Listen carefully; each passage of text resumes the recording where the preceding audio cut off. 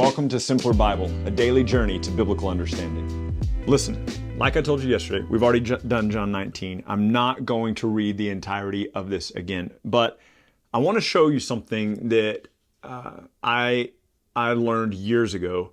I was going to say I discovered it. I didn't discover it. Back in the day, I used to travel and preach all over. I did that for 20 years, and I was in the habit of finishing up a retreat or a revival or a camp and then driving home, and I would just listen to sermons. I'd find a Christian radio station, listen to sermons, and sometimes they were good and sometimes they were not good, but all of them helped to shape how I was thinking. And so this was one that, golly, I don't even remember. I mean, it's maybe 20 years ago, and I just you can't pause it. It was the radio, and I was just like, wait a minute, what the heck? And so I want to share this thought with you. It's a thought, and do with it what you will. But you'll remember, I'm going to be in verse 31 of John 19. You will remember, and I'm going to leave some room here for me to draw, so if you're a visual person. You remember that Jesus says that no sign, a wicked and corrupt generation asks for a sign, but no sign will be given to this generation except for the sign of Jonah. And that's not how you spell Jonah. So let's try that again. The sign of Jonah, who was 3 days and 3 nights in the belly of the well. So the Son of Man will be 3 days and 3 nights in the belly of the earth. Now, what I've been taught my entire life, and we know this, okay? So Jesus is buried. We know that he has to be taken off the cross because it's Passover preparation day. He has to be taken off the cross before 6 p.m. because when the Jewish calendar, the day begins at 6 p.m. And so he needs to be off the cross and buried before 6 p.m. because then it's a holy Sabbath. It's a Jewish Passover deal. They have to be done.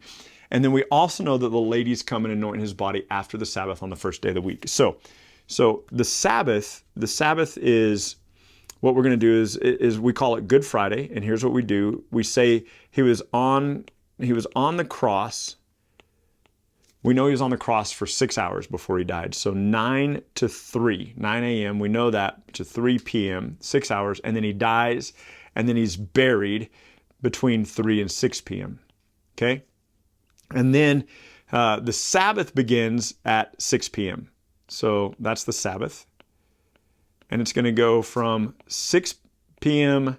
to 5:59 p.m. the next day, which is the first day of the week, which is Sunday, okay? Or what we're calling Sunday. All right.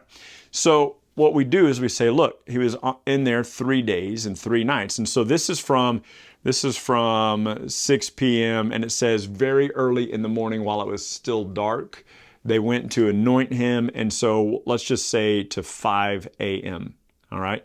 So what we do typically is people go, well, here's one day, 9 to 3 p.m., and then 3 to 6 p.m. is kind of one night, and then with the Sabbath, you have one day and one night because it was a full 24-hour period, and then you have like 6 p.m. to midnight, and that's counted as night. And then you have, 5 a.m., that's counted as day. And what people do is they say, and I'm not saying that they're wrong, but what people will do is they'll say, even if you only had 1 hour on a day, the Jews will call it a day and a night. That's what they'll do.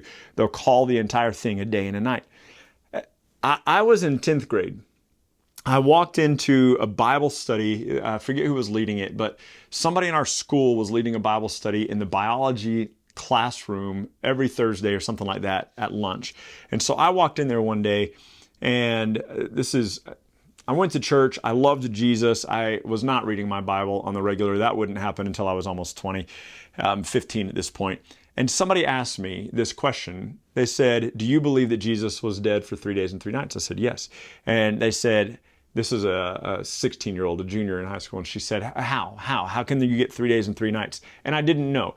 At 15 years old, I didn't know. I didn't know that sometimes they would consider 1 hour part of that whole day or whatever. I didn't have any of that in my head, and I was just like, you're right, because I was thinking from 9 a.m. to Friday to, it's not even 9 a.m. Sunday, that's less than 48 hours. You're talking about 9 a.m. Friday to 5 a.m. Sunday, that's only 44 hours. So how in the world in our economy, in our mind, do we get 3 days and 3 nights out of 44 hours? And there have been a lot of people who have tried to juggle this or tried to make sense of it, or Jesus was just speaking metaphorically or whatever. I want to offer you a thought. That's what I want to do.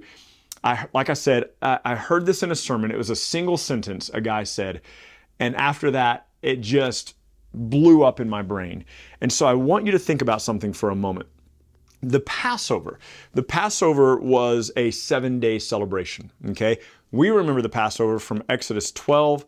The people were preparing for the Passover on the 14th day of the month. That's when they killed the lamb and they put the blood on the door. And then that evening would have begun the 15th day, okay? The 15th day. And the Passover went on for 7 days. So 15, 16, 17, 18, 19, 20, 21. So it went on for 7 days, the Passover celebration. And you had, at the beginning of that, you had a Sabbath rest. It starts with a Sabbath rest because you're preparing for the Passover, and it ends with a Sabbath rest. So here's the thing. When we think about the Sabbath, remember, it says, the Bible says that the ladies came on the morning after the Sabbath on the first day of the week. So in the Jewish culture, and you might not remember this, it's been a while since we've done this, but in the Jewish culture, there was the weekly Sabbath, okay? So you have a weekly Sabbath, and if you are listening to this, I highly encourage you to try to look at my notes later. It will be helpful for you, I think, but this will also be in the blog. There's the weekly Sabbath, okay? It is the first day of the week. That happens every week, first day of the week. And then there are also other Sabbaths. So there's the Passover Sabbath. There's 2 of those. There's the Day of Atonement, which is a Sabbath. There's the Feast of Booths, which has 2 Sabbaths associated with it. And here's the thing. From the Jewish calendar, it was a 30-day calendar. So the first day of the week, every week is a Sabbath. But the 15th day of the month, which is the beginning of the Passover, is also a Sabbath. And sometimes that 15th day of the month would be, for our purposes, on a Monday. Sometimes it'd be on a Tuesday. Sometimes it'd be on a Wednesday. Sometimes it would fall on the same Sabbath day. It would fall on the special Sabbath day or the weekly Sabbath day. But the 15th day of the month from year to year, it's just like your birthday. Your birthday is not on the same day every year. So the Passover celebration, it's why Easter moves for us every year, because we're following the Jewish calendar on that. So the 15th day of the month would have been a Passover. And so here's what I want to pose to you. I want you to look at this. Listen very carefully to John 19:31. And this is all he said. He read this verse and said it was a special Sabbath. And I went, oh, crud. And I had missed this for years. Listen to this. This is John 19:31. It says, since it was the day of preparation, and so that the bodies would not remain on the cross on the Sabbath, for that Sabbath was a high day. For that Sabbath was a high day, a high Sabbath, or a special Sabbath, some of your translations will say. The Jews asked Pilate that their legs might be broken and they would be taken away. So this is not the weekly Sabbath. This is the high Sabbath. It is the Sabbath associated with the 15th day of the first month. It is the high Sabbath. Now, we know that the ladies came on after the Sabbath, after the weekly Sabbath. So then you have your weekly Sabbath, and then you have the first day of the week, okay, which is Sunday. We're just going to call it Sunday, all right, for our purposes. And so the high Sabbath, which is the Passover Sabbath, the 15th day of the month, and then your weekly Sabbath. Sometimes that would be a Monday and a Sunday. Sometimes it'd be a Tuesday and a Sunday. The weekly Sabbath is Friday night sundown to Saturday night sundown. So sometimes we're just going to call it Saturday. So sometimes it would be Saturday and Monday. Sometimes it would be Saturday and Tuesday. Sometimes it would be Friday and Saturday. You'd have 2 Sabbaths backed up to each other. If there had been a break between the high Sabbath and the weekly Sabbath, the women would have come and anointed Jesus' body on that day if they had had a day in between where they could have done that. But they don't, because they have to have them off the cross in time by 6 o'clock and buried by 6 o'clock, because it's the high Sabbath. And then I propose that there is the regular weekly Sabbath, and then there's the first day of the week. And so we all say Good Friday. It's the tradition. I'm fine with that. It doesn't bug me when people say that. I'm wondering if, however, we have forgotten that the Passover, and you're going to have to go back and read Exodus 12, but I'm wondering if we've forgotten that the Passover itself comes with its own Sabbath day. So when we read that they had to bury his body, they had to get him off the cross because that day was a high Sabbath, we automatically think weekly Sabbath because we don't understand the Jewish perspective of the day of the Passover Sabbath. And so what if, all I'm asking is, what if there was the Passover Sabbath and then the weekly Sabbath and then the first day of the week? And now you say, instead of Good Thursday, it might have been Good Friday. Instead of Good Friday, it might have been Good Thursday. He is on the cross from what we're going to call 3 to 9. Sorry, I have that backwards. So I'll scratch that out. That'll be faster. From 9 to 3 on Thursday. And then he's buried between 3 and 6 on Thursday. And then Friday, you have the high Sabbath, right? And then on Saturday, you have the weekly Sabbath. Let me give myself a little bit more room. You have the weekly Sabbath.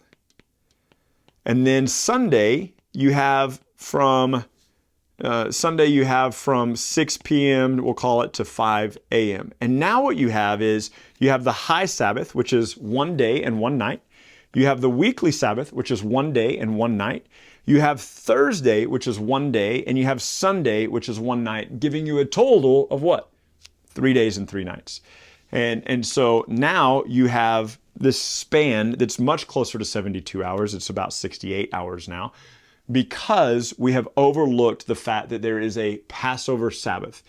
And is it possible that the Passover Sabbath was on the exact same day as the weekly Sabbath, and it really was just 44 hours and we're counting 1 hour here? That's incredibly possible. Is it possible that there was the high Sabbath, a day off in between, and then the weekly Sabbath? Not at all, because the women would have come and anointed the body on the first day they were able to anoint the body. That was their priority.